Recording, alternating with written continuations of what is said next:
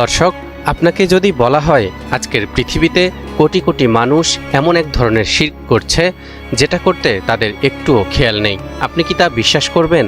আরও আশ্চর্যের বিষয় হলো, এই শিরক করতে মূর্তি গড়তে হয় না, আগরবাতিও জ্বালাতে হয় না। তাহলে প্রশ্ন হলো, আমরা কিভাবে নিজেদের অজান্তেই আল্লাহর পরিবর্তে অন্য কাউকে ইলাহ বা উপাস্য বানিয়ে নিচ্ছি? আজকের ভিডিওতে আমরা কোরআনের আলোকে খুঁজে বের করব সেই অদৃশ্য শিরক আসলে কি, এবং কেন আল্লাহকে বাদ দিয়ে অন্য কিছুকে ইলাহ বানানো আসলে শুধুই ধোঁকা। কোরআন আমাদেরকে জানিয়েছে, একমাত্র আল্লাহ ছাড়া যাকেই আমরা ইলাহ বা ইবাদতের উপযুক্ত হিসেবে সাব্যস্ত করি, তা যদি বাহ্যিকভাবে দেখতে শক্তিশালী ও প্রভাবশালী মনে হয়, তবুও শেষ পর্যন্ত সেটি কিছুই নয়। এটি শুধুমাত্র পাথরের মূর্তিই নয়, সেটি হতে পারে আমাদের জ্ঞান, আমাদের অহংকার কিংবা আমাদের নফসের খাহেশ। কিন্তু কেন আমরা কিছুই নয় এমন জিনিসকেও ইলাহ বানাই, এবং তার মূল কারণ কি? দর্শক, প্রথম কথা হচ্ছে, আল্লাহকে বাদ দিয়ে কেউ যদি অন্য কারো উপাসনা করে, সেটি সত্যিই কোনো কাজে আসবে না, কারণ তাদের কারো কাছে সত্যিকারের কোনো ক্ষমতাই নেই। এ বিষয়ে সূরা মুমিনের ৭৩ এবং ৭৪ নম্বর আয়াতে ইরশাদ হচ্ছে, সুম্মা ক্বিলা লাহুম আইনা মা কুনতুম তুশরিকুন মিন দুনিল্লাহি ক্বালু যাল্লু আন্না বাল লাম নাকুন নাদউ মিন ক্বাবলু শাইআ কাযালিকা ইউদিল্লুল্লাহুল কাফিরিন। অতঃপর তাদেরকে বলা হবে, কোথায় তারা যাদেরকে তোমরা শরিক করতে আল্লাহ ব্যতীত? তারা বলবে, তারা তো আমাদের কাছ থেকে উধাও হয়ে গেছে। বস্তুত পূর্বে আমরা এমন কিছুকেই আহ্বান করিনি। এভাবে আল্লাহ কাফিরদের পথভ্রষ্ট করেন। অর্থাৎ যে কোনো মূর্তি বা পূজ্য বস্তু নিজেই কোনো ক্ষমতা রাখে না, কারণ জাহান্নামে পৌঁছার পর মুশরিকরা বলবে, আমাদের উপাস্য প্রতিমা ও শয়তান আজ উধাও হয়ে গেছে, তারা আর কি করে আজ আমাদেরকে সাহায্য করবে? শুধু তাই নয়, সেদিন মুশরিকরা তাদের ভুল স্বীকার করার পর তাদের দেবদেবী ও প্রতিমাকে উপাসনা করার কথাও অস্বীকার করবে। তাহলে বোঝা যাচ্ছে, আল্লাহকে বাদ দিয়ে মানুষ যেসবের উপাসনা করে তা মূলত নিজেদের ভুল বুঝাবুঝি বা অহংকারের প্রতিফলন। যদি কেউ অন্য কাউকে বা কোনো বস্তুকে আল্লাহর আদেশের উপরে মান্য করে, সেটি শিরক। কোরআন বলছে, وَإِنَّ الشَّيَاطِينَ لَيُوحُونَ إِلَىٰ أَوْلِيَائِهِمْ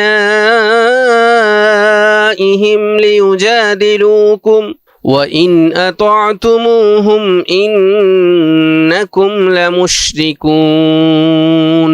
নিশ্চয় শয়তানরা তাদের বন্ধুদেরকে প্ররোচনা দেয় যাতে তারা তোমাদের সাথে বিবাদ করে। যদি তোমরা তাদের কথা মান্য করে চলো, তাহলে তোমরাও অবশ্যই মুশরিক হয়ে যাবে। এই আয়াত নির্দেশ করে, শয়তানের ধোঁকায় পড়ে আমি যদি আমার জ্ঞান, আমার পছন্দ বা আমার বিচারকেই আল্লাহর সিদ্ধান্তের চেয়ে বেশি গুরুত্বপূর্ণ বলে মনে করি এবং সে মোতাবেক চলি, তাহলে এটিও এক ধরনের শিরক। আর এভাবেই একজন মুশরিক তার অন্তরের অহংকারের কারণেই মূর্তি পূজা সহ বিভিন্ন শিরকি কর্মকাণ্ডে লিপ্ত হয়ে যায়।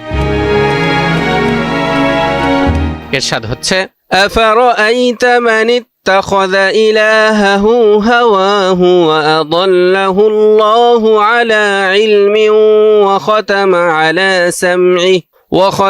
আলা সাম'iহি ওয়া কলবিহি ওয়া জা'আলা আলা বাসারিহি গিশাওয়াহ فمن يهديه من بعد الله أفلا تذكرون। তুমি কি লক্ষ্য করেছো তার প্রতি, যে তার খেয়াল খুশিকে ইলাহ বানিয়ে নিয়েছে? তার কাছে জ্ঞান আসার পরও আল্লাহ তাকে পথভ্রষ্ট করেছেন এবং তার কানে ও অন্তরে মোহর মেরে দিয়েছেন, আর তার চোখের উপর টেনে দিয়েছেন পর্দা। অতঃপর আল্লাহর পর আর কে আছে যে তাকে সঠিক পথ দেখাবে? তবুও কি তোমরা শিক্ষা গ্রহণ করবে না? দর্শক, খেয়াল করুন, এই আয়াতে বলা হচ্ছে, যার উপাস্য তার অহংকার বা নিজের প্রবৃত্তি, আল্লাহ তাকে পথভ্রষ্ট করেন। এখানে অহংকার মানে শুধুই গর্ব নয়, বরং এটি সেই ধারণা যেখানে নিজের মতামতকে আল্লাহর আদেশের উপর প্রাধান্য দেয়া হয়। কাজেই যখন আমরা আমাদের নিজেদের খেয়াল খুশি মতো চলি আর আমাদের ইচ্ছাকে আল্লাহর নির্দেশের উপরে রাখি, তখন আমরা নিজেকেই মূর্তিরূপে পূজা করার মাধ্যমে আমাদের অজান্তেই শিরক করা শুরু করি।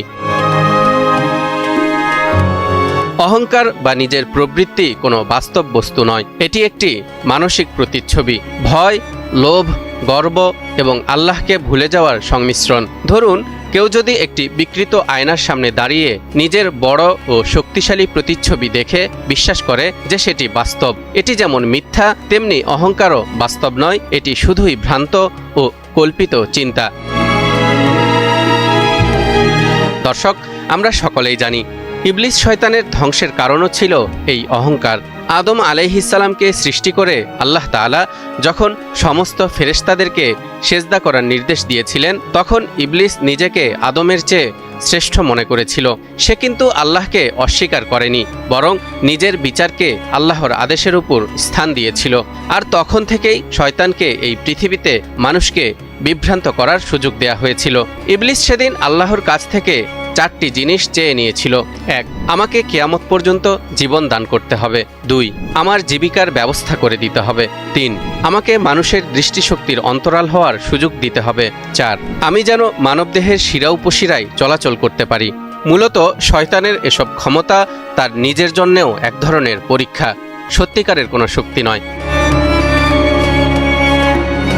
কাজেই একজন মুমিনের অন্তরকে পুরোপুরি শিরক মুক্ত করতে হলে শুধুমাত্র দৃশ্যমান শিরকি কর্মকাণ্ডগুলোই নয়, একই সাথে নফসের খাহেশ ও ভেতরের অহংকারকেও চিরতরে দূর করতে হবে এবং একমাত্র আল্লাহর আদেশ মেনে চলতে হবে।